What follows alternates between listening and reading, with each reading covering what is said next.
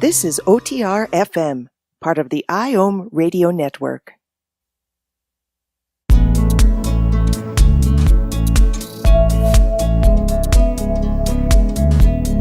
Welcome to the No BS Spiritual Book Club's live streaming interview series, where leading new thought teachers, speakers, and authors share the intimate stories behind the 10 best spiritual books that inspired them the most on their spiritual journey. From well-known classics to hidden gems you might never have heard of, the No BS Spiritual Book Club saves you time and money by sharing reliable recommendations from those who've walked the path before you. The No BS Spiritual Book Club, the only No BS guide to the best spiritual books to inspire your own journey of self-discovery. Here's your host, founder of the No BS Spiritual Book Club, Sandy Sedgbeer.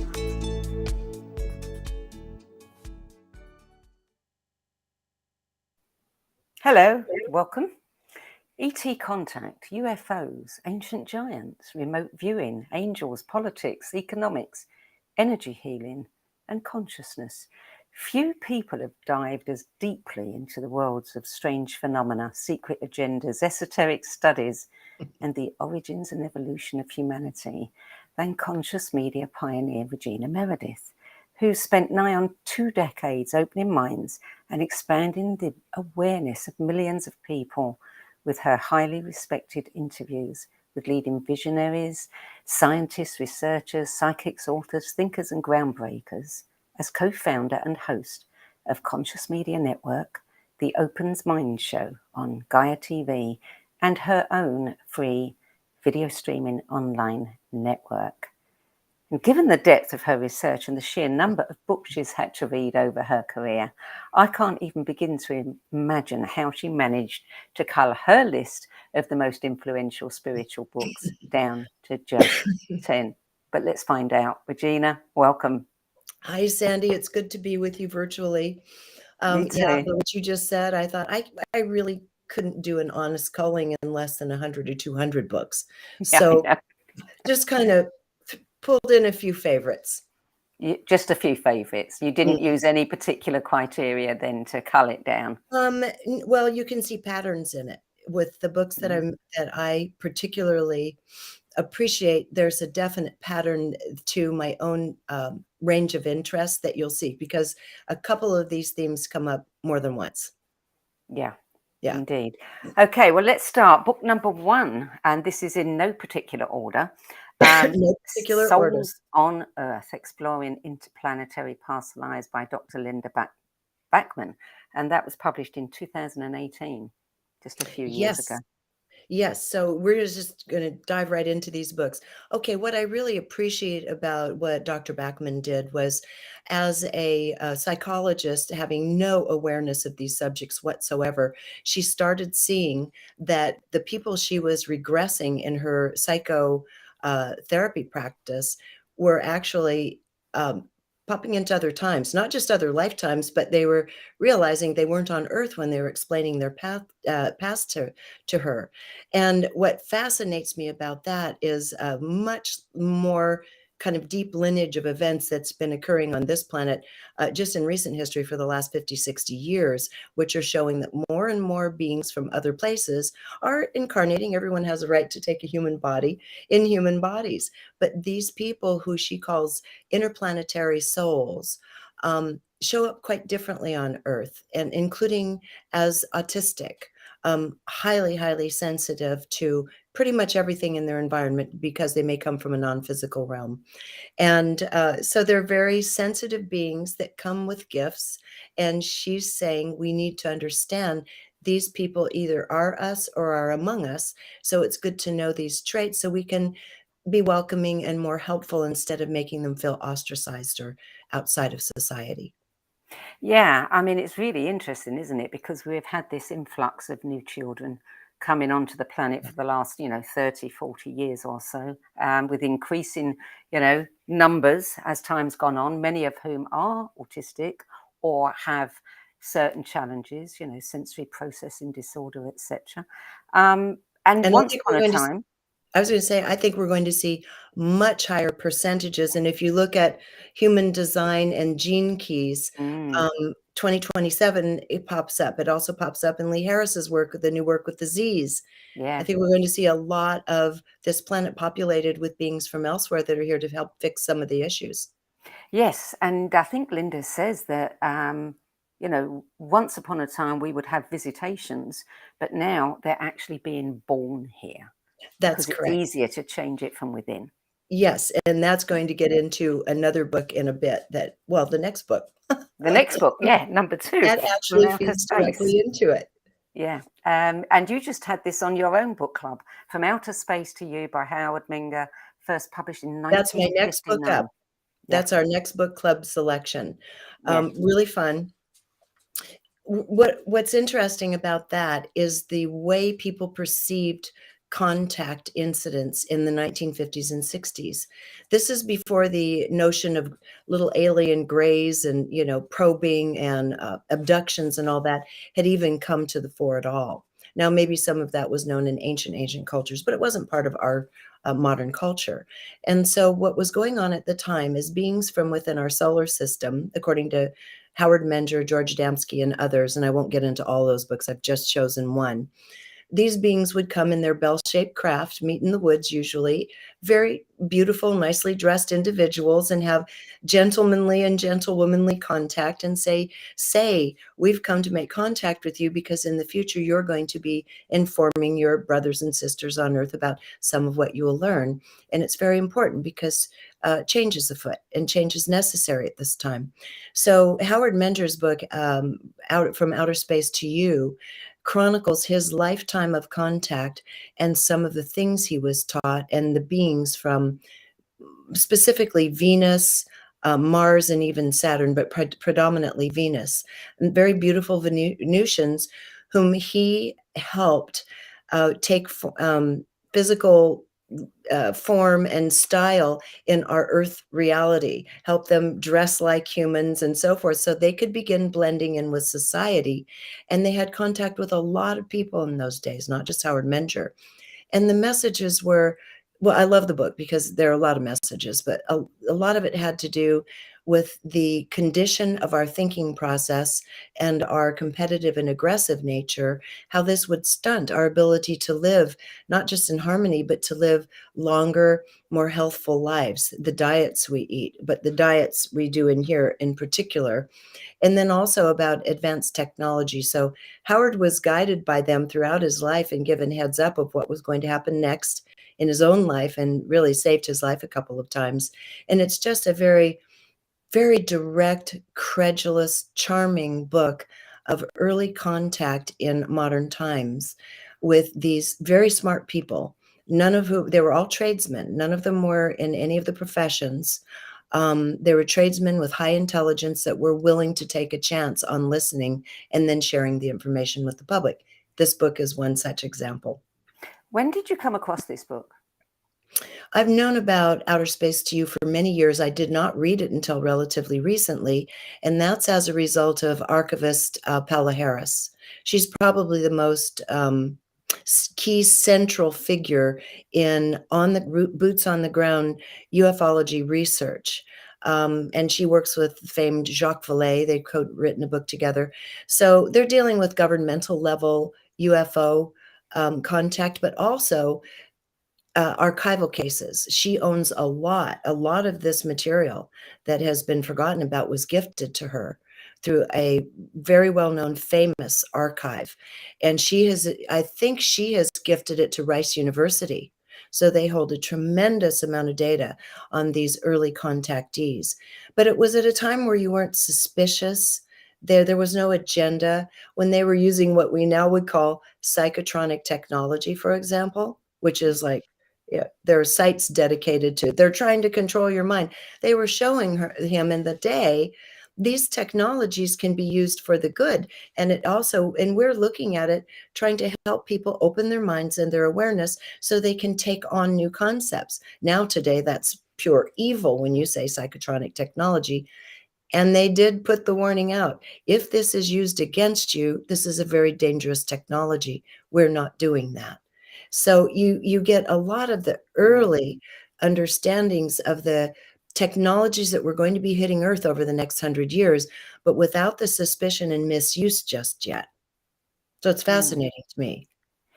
I was checking the book out earlier, and on Amazon it says this work is in the public domain in the United States of America. Not Amazon, on Goodreads, and possibly other nations within the United States. You may freely copy and distribute this work. So apparently you can find free copies of it. Yes. Around. Yeah. Yes. So that anyway, that's the beginning of the setup of the message that goes later into Linda Backman's work, which is these beings did apparently come. And there is some evidence Eisenhower was meeting with one of them for a year and a half in the Pentagon. They did come. They tried to help us understand if we keep the warring military industrial model alive, it will ultimately bankrupt the world. But decisions were made from high up. If we do what you say, it will bankrupt us now. So no decisions were ever made toward the end that they recommended. The information on dietary, preferential dietary needs of the human body were ignored in favor of, the pharmaceutical, big pharma, big ag and so forth. So we know how that story ended. So when I'm doing lectures now, I talk about the beginning with these gentlemanly Venusians trying to lay gentle messages down to what we're going to be seeing happen. We're already seeing it happen, and it's going to happen in greater numbers because now they're incarnating as us. They don't think like us. Their emotional bodies are really quite different. And so what appears to be autistic might just be a different way of functioning in society in the future. Yeah. PMH Atwater talked about these kids as the sixth root race. Interesting. Yes. Yes. Yeah. I agree. And that's where we're headed, and for good reason. Yeah. So book number 3, I'm Still With You. Communicate, Oh, heal, and evolve with your loved one on the other side by professional psychic medium and teacher Sherry Dillard, published in 2020. yes. Sherry Dillard is a very modest woman. She was working with clients early on. She discovered her abilities as a medium accidentally as a teenager and even younger. And it was quite a while before she felt comfortable actually sharing with people what she was seeing. Well, that was decades ago. So now she freely shares. And I think what's so beautiful about this book is the reminder, because I was interested when I first interviewed her a year or two ago. It was because people were dying of COVID and people were terrified of death and of losing people. And as a result, I thought, well, if we understood they're right here, and this is just barely even a transition when you leave this form, which we'll get to in a moment, into the other realm. So treat the person as though they're still there. You can't touch them, but you can love them and chat with them and so forth. And Sherry talks about how that world works with ours. And she was put to the test by a couple of really grumpy people who were skeptics. And she won them over. And this was really the beginning of her coming out in public. When she was saying, well, look at you just hit a wine stain on the cushion of your couch by turning it over, did you not? And the person said, what? So she was very efficient and specific in the way she is able to communicate with these beings. And there are some of the messages that have come through of late. Many young people are committing suicide, is what their feeling is, having passed over from despair, not finding a place for them in the world anymore, not being able to fit with the economic systems, and potentials for employment aren't there in the same way anymore. And really some beautiful stories between parents and deceased children. So it's just a really good book on all-round understanding of how the deceased work with us and how we can open any one of us without a medium to working with them and staying in relationship beyond the grave. Worth having, worth reading. Mhm. Book number 4, The Art of Contemplation, A Yes. Gentle Path to Wholeness and Prosperity by Richard Rudd, published in And you're 2000. such a big part of this story, Sandy, because you and I were talking privately, and it's like, maybe it's time to go down the gene key hole. And so at that time, Richard had written this book, Art of Contemplation, that he was starting to really find to have great value beyond anything having to do with the Gene Keys series, which is, of course, a beautiful body of work in its own right, for people who haven't read it yet. But what I liked about this slim volume was the grace, truth, and directness of it, because the way he poses that we come to understanding, tapping into, and even resolving some of the deeper subconscious issues, which many people know if they've been to some kind of therapy. You can sit on a bench and chat all day long, and you might never really bring it up for true review, the thing that you might be in the grip of subconsciously that's causing whatever kind of behavior. And this book is so, I just think, so beautiful in guiding people into the art of contemplation. And as he said, don't try to make a quick fix. This is something that you go deeper and then you sit with. You think, I feel that. I'm seeing something I hadn't really noticed before. I hadn't remembered that before. And you keep going through this very gentle kind of Zen process until you get to the bottom of the thing. And he said, never try to rush the thing, right? You've read it, so add your own part to it. That's what I find so Well, yeah. gracious. The words you used, grace and etc. I mean, to me, those are words that Richard Rudd seems to embody. I think He so. has qualities about him that you just trust the man, because there's no sides to him, and I love all of his work. I'm Oh, currently yeah. working my way through the Dream Arc slowly, slowly, I haven't but gotten there yet. I did give myself a year to do it. Yeah, I mean, all of this requires actual engagement and contemplation. You can't just Yeah, rush through and memorize a few bullets and think you've understood anything. And that's why I appreciate his work as well. And again, it's not overwhelming, it's very experiential, yes. slim little volume, which is Mm, wonderful if you're ready to take the journey of going inside. yeah, and I think, I've always preferred contemplation to meditation. It's easier for me, I don't want to Yes. sit and try to get out of my mind. I like what's in my mind and I like reviewing it. Yes, I do too. And for me, I mean, everyone meditates differently. Mm, I meditate mostly to just kind of tap in and get information. I don't do it so much for contemplation. It's like I'll meditate to say, am I missing something? Show me what I might be missing and just boom, get a little download and I'm out of there. So I'm like you, I far prefer contemplation. yeah, yeah. So book number 5, The Golden Star, A Mystic Crescendo in 12 Visions by Jean Michaud. He's the professor of anthropology at a French university. And that book, maybe he was, I don't know if he's still alive, that book was published in 1948. He's long dead. He's long dead. I have my own ideas that I probably shouldn't share here, but I have my own ideas as to who Jean Michaud has been in other lifetimes, who Oh, he is. Yes, because I've read a lot of Hermetic material. He was the founder of the modern, they call it Order of the Hidden Masters, and they don't mean masters as in S&M. They mean people who have learned how to master knowledge and mastery over their minds and emotions a bit. So the OHM, he was the modern day founder of that in the 1940s and wrote a series of books on mysticism. And I started looking at the language between Hermetic lessons, his books, and some other things like the Revelations by John. And you start seeing a theme of this incredibly beautiful entity. The way in which they engage, this man engages with the other realms is extremely visceral, powerful, visual, descriptive. And that's what this book, The Golden Star, is. As a student of Hermetics in the early years, they say if you can, take the time to read this book by Jean Michaud. And what it is that it's the journey of two little children with an old master. And they say, would you like to see what is above and what is below Earth?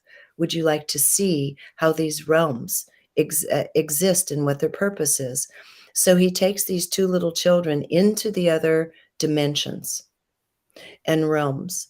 And you're talking about, he starts with the lower realms, which are quite frightening to them, thunderous and murderous and so forth, and then takes them up into the highest realms. And again, in the Hermetic parlance, there are 3 realms above, 3 realms below, and Earth is the middle realm. And the reason I like this as well is because on Earth, my own understanding and my own experience, this is something I like to chat about, is that we're all very happy to say, oh, I met with my guides. I could feel them touch me on the shoulder and they gave me the most wonderful messages. We love connecting with the higher realms and don't understand how often we're also connecting with the lower realms. We like the higher realms. That's delicious. yeah. Lower realms is quite inconvenient and uncomfortable. So he describes the nature of these realms as we move through them. And this is all a matter of resonance. The more sublime our own thoughts and the more peace in our own being, the more we're connecting in with the higher realms and these wonderful angelic beings, Right. guides. And then, of course, if we go into despair, we're connecting with lower realms. And so it's very interesting to see the way this glorious mind has laid out the realms surrounding Earth. Have you read several of his other books? Yes, Occult Enigmas is one. Oh, I did a terrible, naughty thing. You stole it from a library. No, I borrowed it. I forgot to return it, and I paid a $94 late fee. Oh, wow. But the book, if you could find it, is like $1,200 or something. And it hadn't been checked out in decades, so I didn't feel too guilty. A little guilty, not too guilty. So anyway, yeah, and Occult Enigmas, and then his lectures through the Hermetics primarily. He's written quite a number of books. He had written, but again, I would encourage anyone that can connect with any of his works, if you can. This is just a very beautiful mind Well, I can exploring hear how reality people works. clamoring now to ask me to ask you, well, who was he? Who do you think he was? This is my position.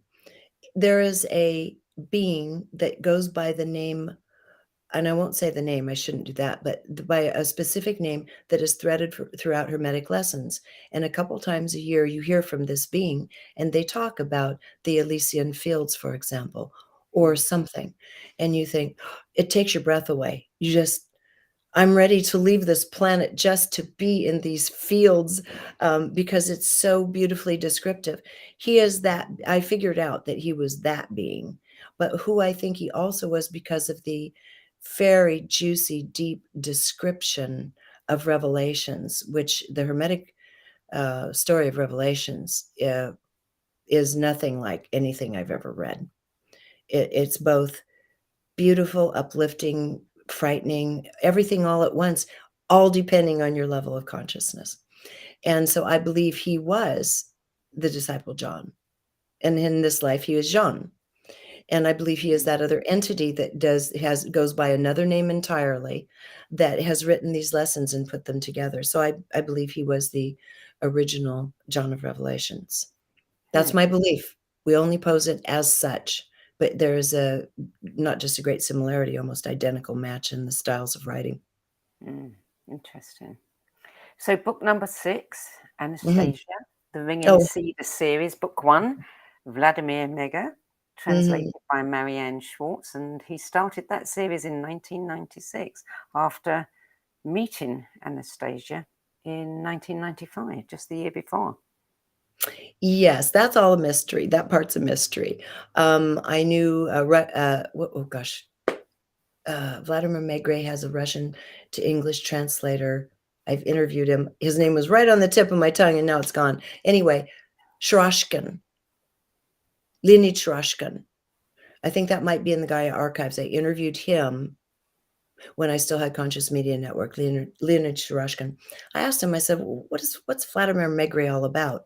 He said, Regina, he said, I got to tell you, he's a businessman.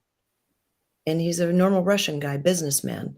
And I said, how could he have written such sublime, simple, almost childlike, innocent, sublime information about living?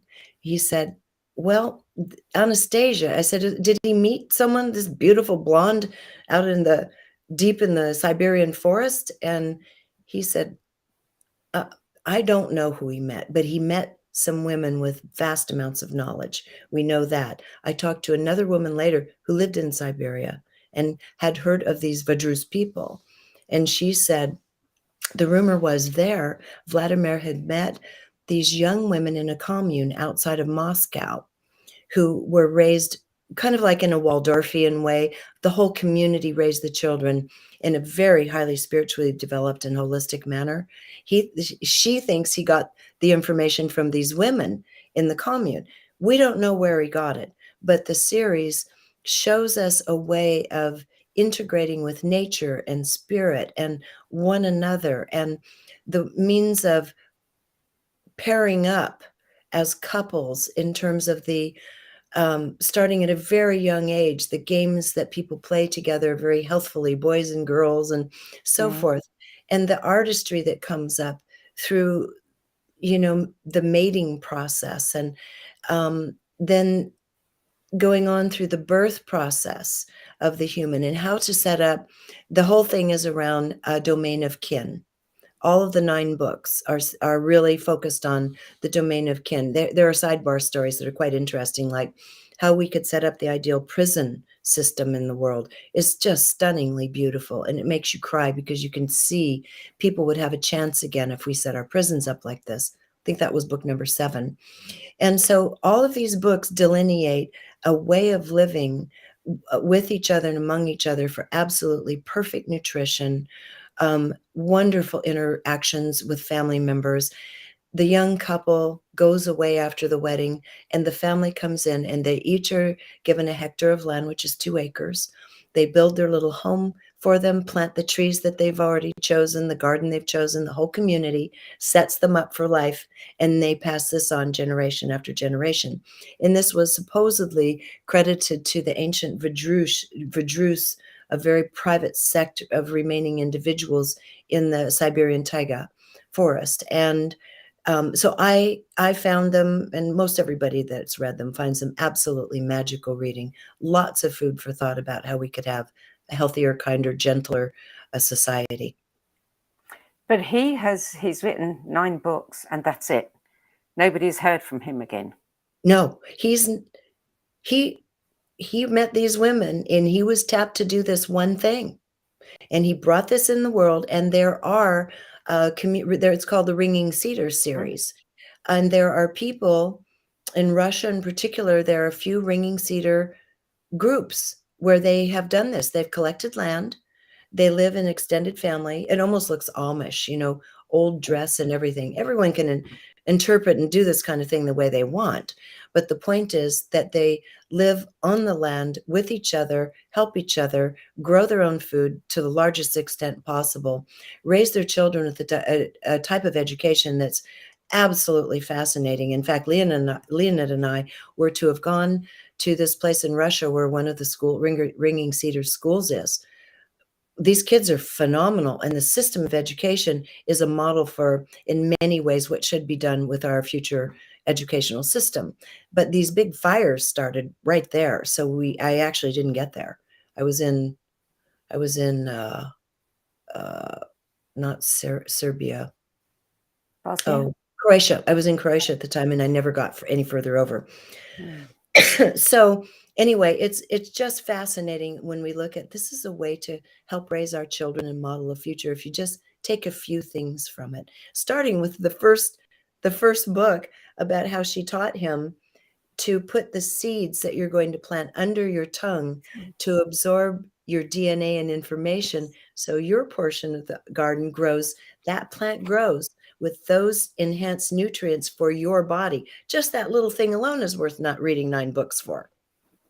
I had when those books came out, I was talking to a friend of mine who had a Russian gardener, and we were talking about these books, and she said her Russian gardener had said to her, when you move into a new home, do not touch the vegetation, the garden. Do not do anything to it, because after 6 months, you will find that garden is producing plants that resonate with you.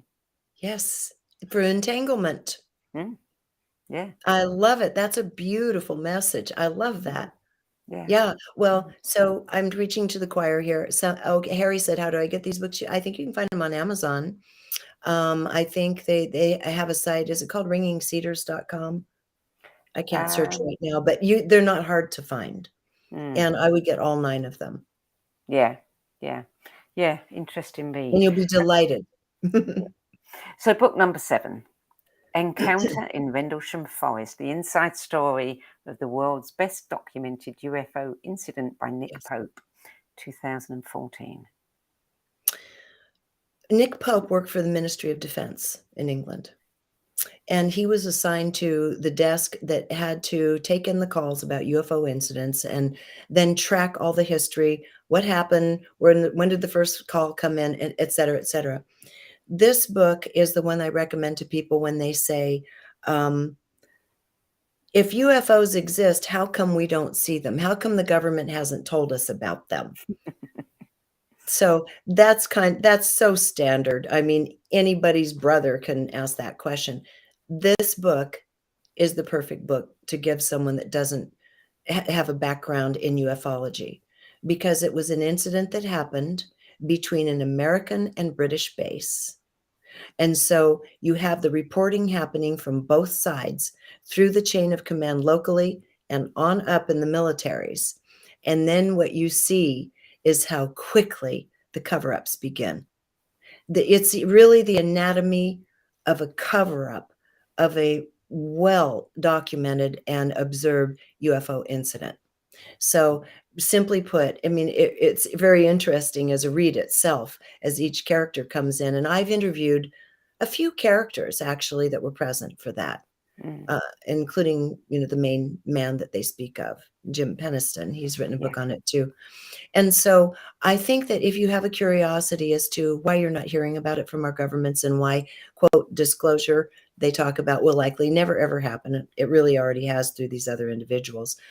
This book is a really fine one to read. It very well documented. And he's not a lightweight. He's not a wing nut in ufology. It's interesting how many series are appearing on streaming sites, Netflix, Amazon Prime, etc.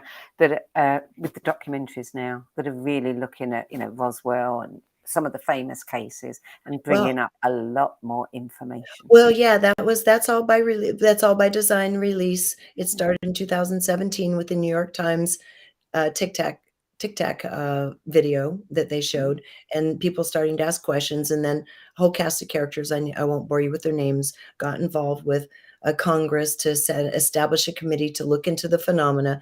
They know full well what this phenomenon is. They've been dealing with this for many, many decades. It's all been covered over. There's massive archive of information in the military about what these beings are, what their craft is like. We've back engineered their technology, which is the main story that came out of Roswell, is the amount of back engineered technology. And that would be Day After Roswell is a wonderful book that documented Roswell by Lieutenant Colonel Philip Corso.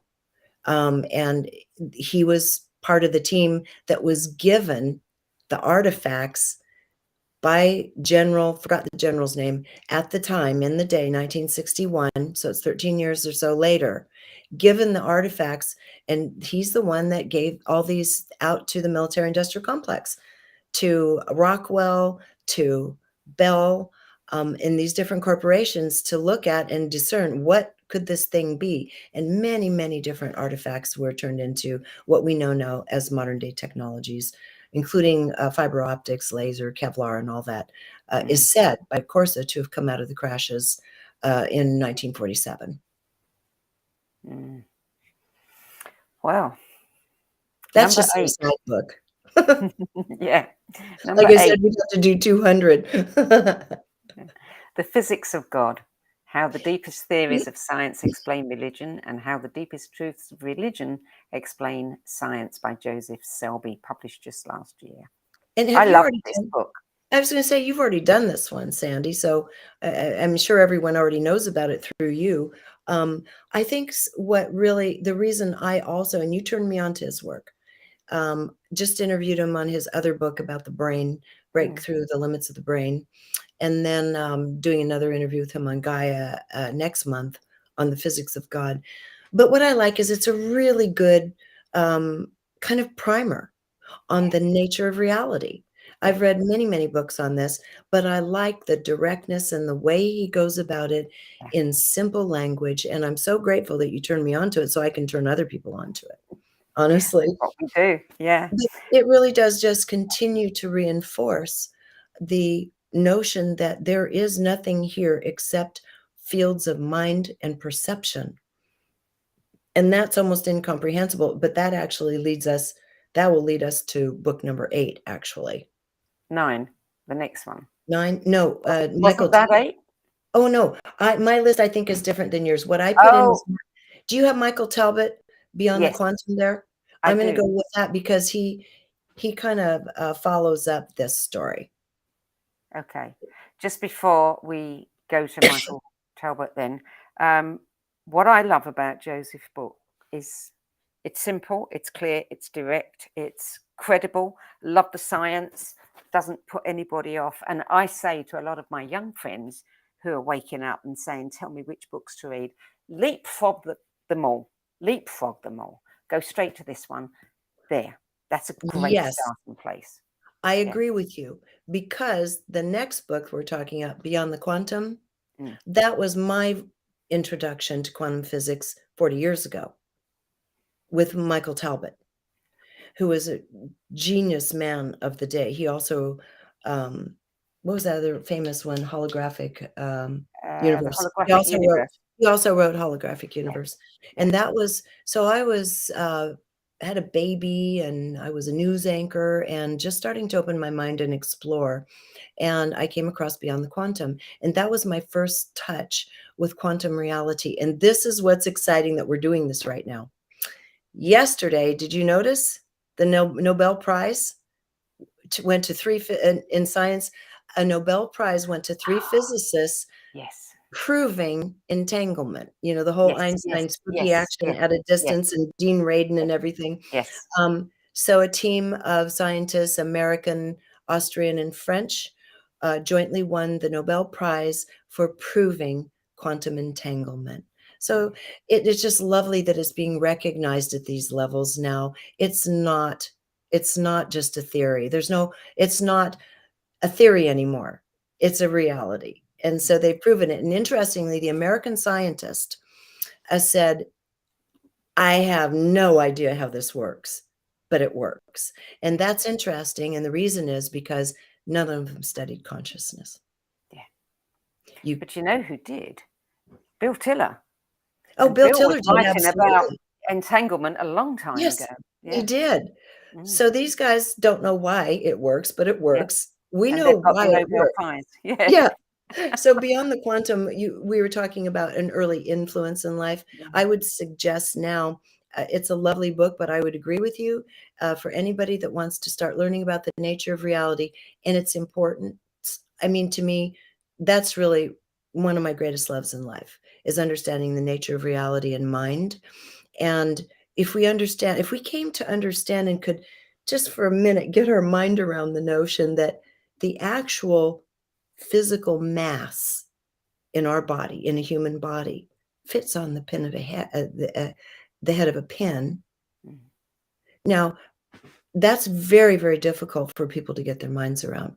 But when we can dive down that rabbit hole and begin understanding all of this is an agreed upon reality of a very limited nature in one limited dimension. And if we understood that, we could understand that where I'm sitting right now in this chair could have an entire other universe dancing and interacting with itself in this tiny space.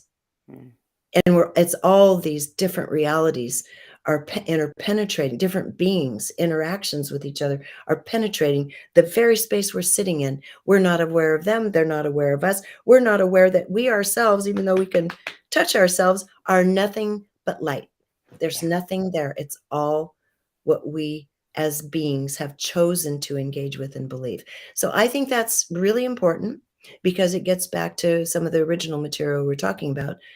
The nature of our thoughts and emotions and how they entangle together and how we express them in the world is literally, there is no way you can get around it, totally our own creation and responsibility. That's it. That's the end of the story. If you hate your life, you have to look at, why did you create it this way? How did you create it? By understanding quantum mechanics, you can depersonalize it and say, oh my God, yes, I have a program that came in, a subconscious program that came in from my ancestry or from another lifetime, and I've been buying it, and wow, I don't have to. So I love quantum mechanics for that reason. So I agree with you. Go right to Physics of God, bypass, unless you're really into it, then go back and read Beyond the Quantum by Michael Talbot. Yeah. So book number 10 then, on this list, because you did have two lists, we'll briefly touch on that, is A World Beyond by Ruth Montgomery, published in 1971. When did you read Ruth? In the 80s. In the 80s. Yeah. That's when I was first exposed to really on a deeper level the notion of reincarnation and such. And Joseph Selby in our recent talk were just saying we can't understand how any human being would make sense of their life without an understanding of reincarnation. Then it's just a crapshoot. It's random. And of course, I don't believe that. Neither does he, neither do most of us. So Ruth Montgomery, I found it was so fascinating. She was a very distinguished journalist in the 1960s, correspondent in Washington, D.C., and in the era of Kennedy. And there was a well-known celebrity medium named Arthur Ford, who was her friend. And Arthur died and started reaching through to Ruth. And she started a different kind of journalism. She was suddenly a different kind of correspondent. She realizes her hands starting to write things that her mind isn't thinking about. So she became a very skilled automatic writer and became very open intuitively. And Arthur Ford, after he passed, came through and started telling her what the transition is like, what he found on the other side, what the nature of the beings were, what they were doing with their time. And I remember one particular person he talked about, again, going back to quantum reality, resonance, entanglement, and all of this. The woman had spent a large part of her life ironing clothing, just ironing. And he said, he just watches her. She's on the other side doing what she knows to do, what's most familiar with her. She was on the other side, no longer embodied, just ironing. Where other people go on to say, yeah, this is great. Show me what you've got. I want to learn everything I can. And excuse me.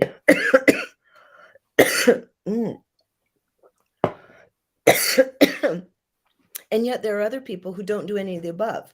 I mean, I've read many other books and had my own regression experiences, and some people don't go to any of those places. They're just kind of in a bubble, suspended.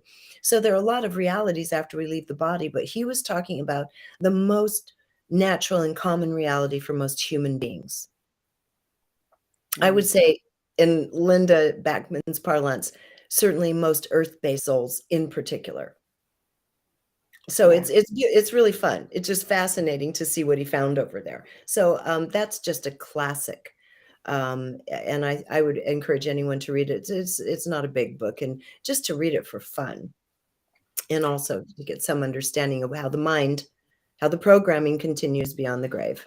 Yeah. Now, didn't she predict or say that America would have a walk-in as president in the 1992 or 1996 election?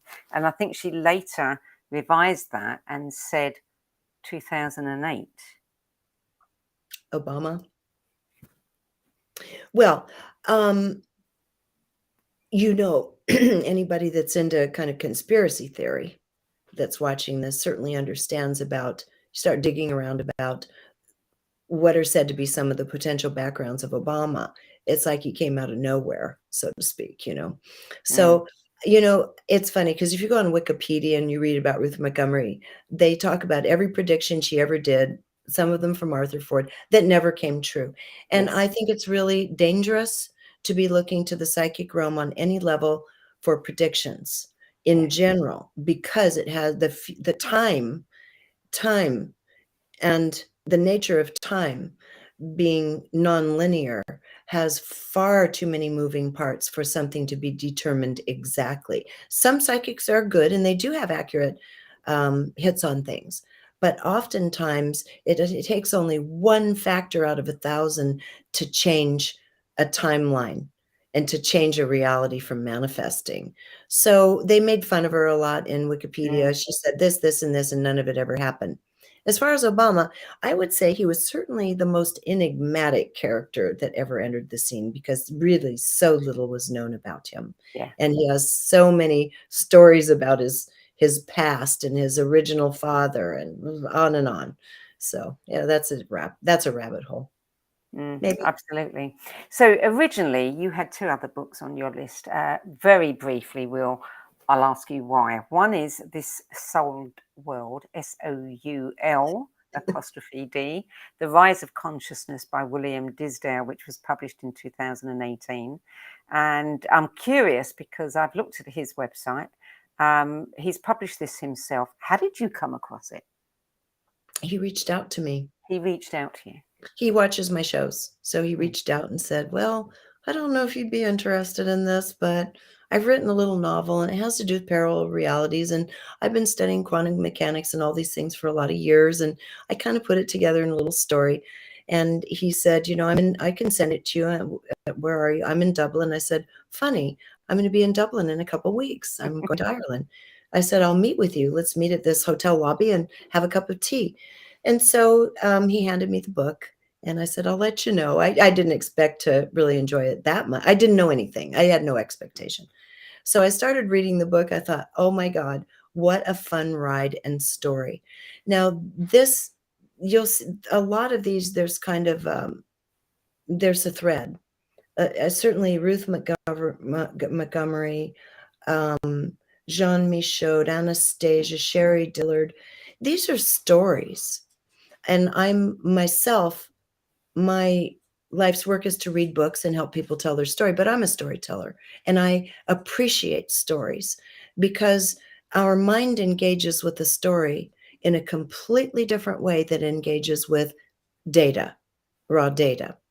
And I appreciate raw data. I mean, certainly looking at some of these books on quantum mechanics, you have to be comfortable with, some experiments and data. But in the end, I think the way humans learn, and this actually was, I believe there was a TED Talk on it, and they had done experiments on it. We best learn through story because it engages all aspects of the brain and throws the imagination in with it to help create the picture and the story in our own selves. And so what he's done is he has this wonderful, thrilling, fun story about a British man who has developed a portal machine that you can leap through and go into another dimension.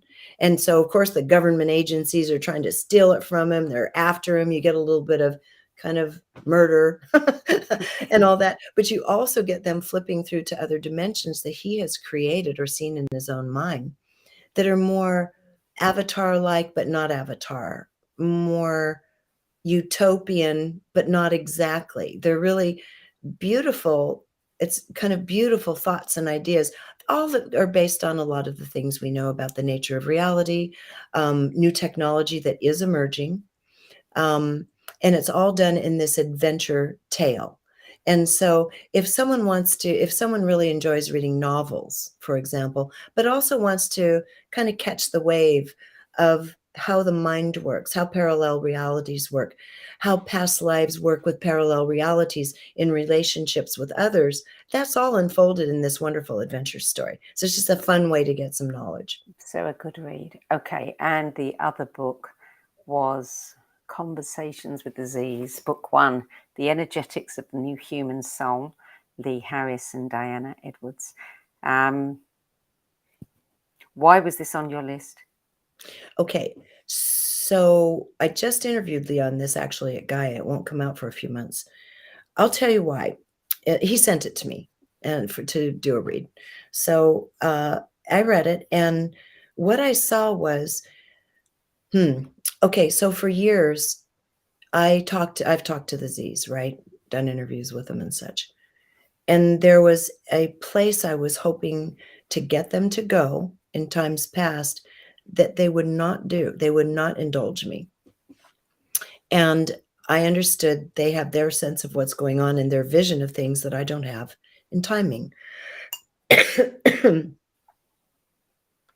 And this book actually starts going there into all of it. They're much more bold, much more adamant. They're much more boom. And so, as an example, I I think it's good to have a heads up on the timing of things and what's happening in a universal sense, waves of consciousness. And so they really went into the timing of the events to happen over the next 7,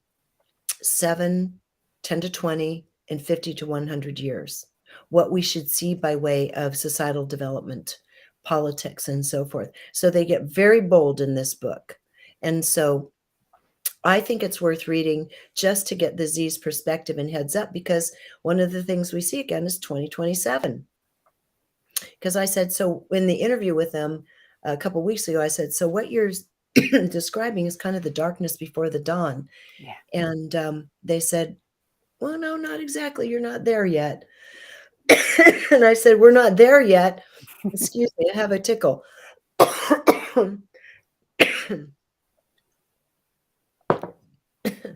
Anyway, He said, no, that darkness before dawn is 2024 to 2027.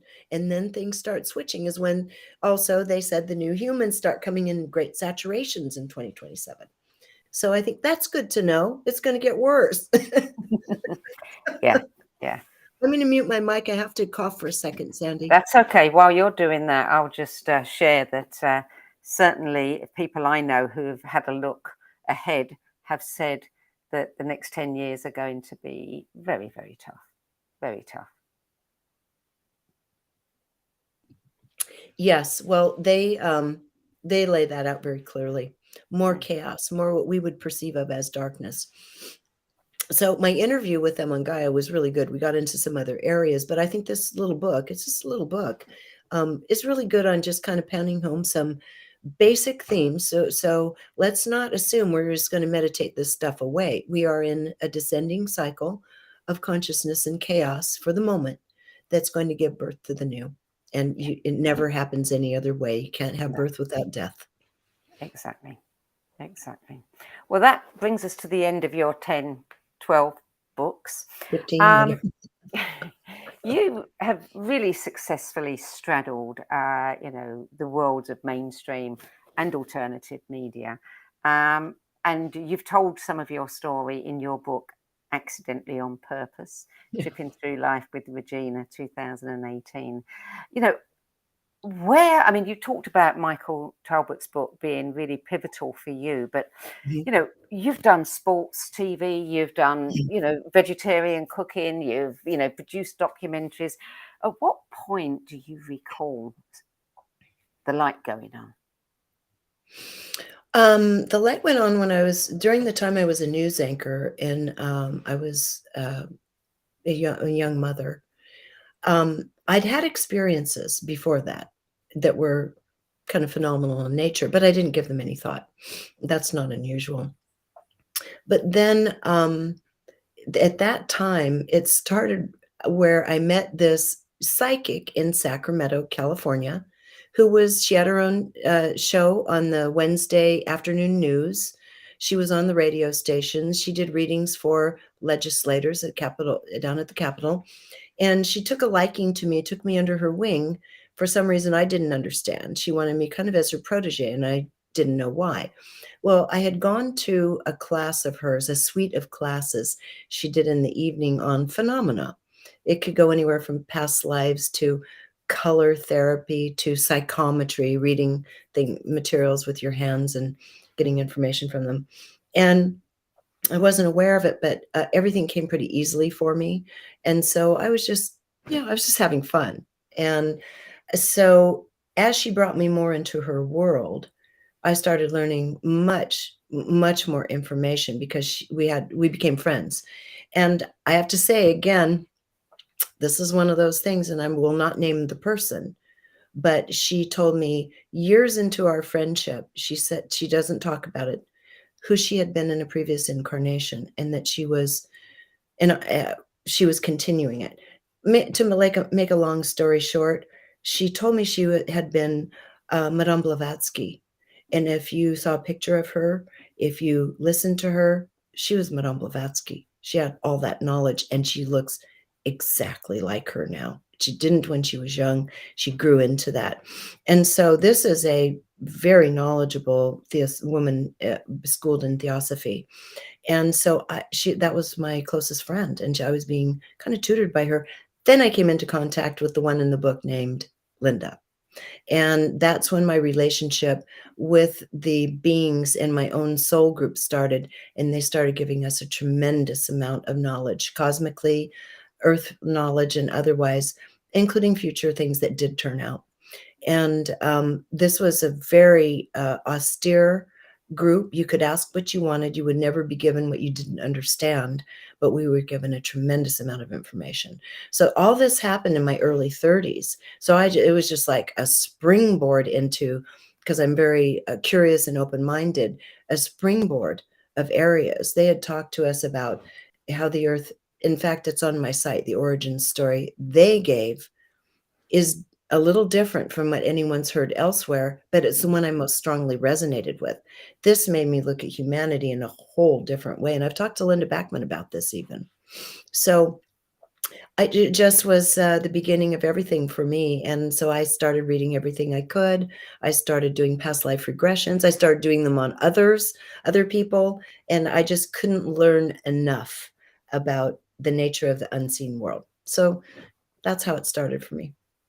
And it got to the point where you weren't happy doing what you were doing in mainstream television. They wouldn't No, let you tackle some of the subjects you wanted. So you yeah, started Conscious Media Network. I did. The only thing I had done prior to that is I was able to get a series uh, on of psychic phenomena on the nighttime news during Sweeps Week when I was a news anchor. I had a very trusting, open-minded news director, which is very rare. And he said, go for it. Let's see what happens. And that's when I met Russell Targ. And Russell Targ Yeah, was running the remote viewing program out of yeah, Stanford Research Institute. I met him in the 80s and did a story on him when he came back from Russia, right, with those famous experiments. Nobody knew anything about this at that time. So I had already gotten some of it out into mainstream, but that was a long time ago. So I left PBS and I didn't want to just talk about vegetarian diet anymore, my cooking show. I wanted to talk about the things that mattered to me that I'd been developing over the last 30 years prior to that. Yeah. yeah, What we're doing right now. That's always been my passion. yeah, yeah. Well, and you do it very well. I thank you. So do you. Thank you. So there's you run your own book club. Nothing like this book club. So tell us about your book club. Well, it's eclectic, as you just like my list here, it's eclectic. It's whatever it seems like, wherever the world's going at a given moment, if there's a little bit of something here or there in the news, or if it just seems like my group of people just needs a little bit more adventure and fun, I choose the books accordingly. So it doesn't have any rhyme or reason for the way the books are chosen, other than more or less either some requests by people every now and then, and just my own instincts of what I think people will find enjoyable. And again, I am much more ordered, I think, toward story than most people in this field, because that's what I recall the most. When people tell their stories, it sticks. Yes, they Data do. sticks to an extent, but it's not as enjoyable, for Mm. one. Academic material to me is not as enjoyable. And it doesn't, you pick up a few gems, but it doesn't stick as easily as a story. So a lot of my books have story. Yeah. And you've also got now your own online video streaming interviews as well. Yes. Yes, since 2017 or 18. Mm. I've got a lot of interviews there, but a lot of people don't know that they think I only work for Gaia, Yeah. but I have an entire archive of parallel videos that are done like this via Zoom on my own channel under my own name, reginameredith.com. And that's all free. There's, no paywall there. And that's what we did with Conscious Media Network. To me, it's very important if there's a time that needs new thinking. I'm not going to charge for those interviews. Now, if they want to join the book club, our live events and so forth, I love the support. They can join in. Yeah. But my interviews, I've always made free. Yeah. And you can jump ahead, can't you? I mean, when you've got a schedule at something like Gaia, sometimes you have to wait months doing it yourself. You can plan it whenever you want. That's what I often do is I'll bring them on my site. A lot of people you see at Gaia, those are people that are Yeah. my friends and authors that I know. I'll do an interview on my site, and then I'll say, hey, we're going to go on to their next book or another, part of this story when I meet you again at Gaia. So people can get it on both sites, whichever they prefer. Yeah. Yeah. So what is next for you? Well, I'm trying to get organized enough so that my time is carved out to do it. All the principal people are on board. I'm going to be doing a documentary. I love documentary work, and I gave it up a long time ago to do this job.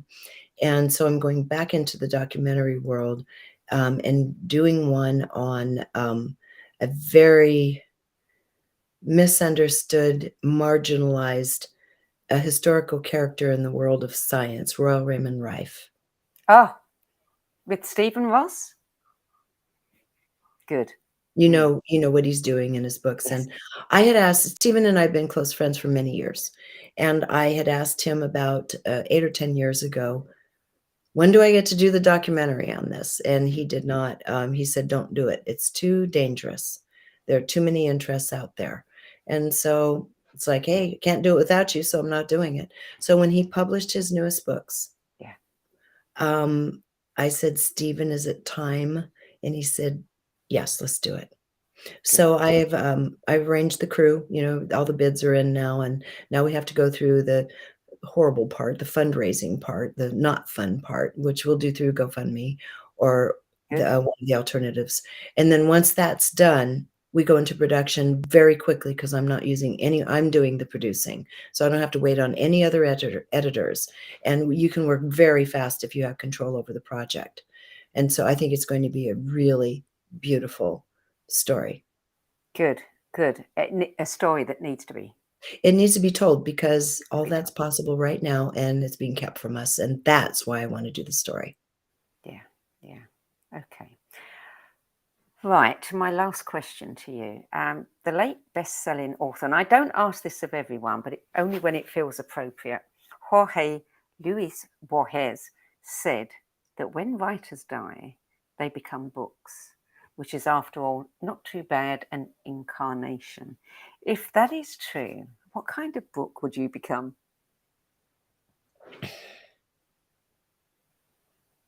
A book that has a lot of magic and wonder to it, a book that takes people on, I think, just a beautiful journey of the imagination of what's possible. That's my show, Open Minds. To me, everything about my life is looking for what's possible. Can we go to the next octave? And the beauty within it. It has to have beauty. If it doesn't have beauty and connection and love, I'm not interested in it. Well, it has to be a multimedia book, doesn't it? It does. It would have to be a multimedia book. I'm a butterfly.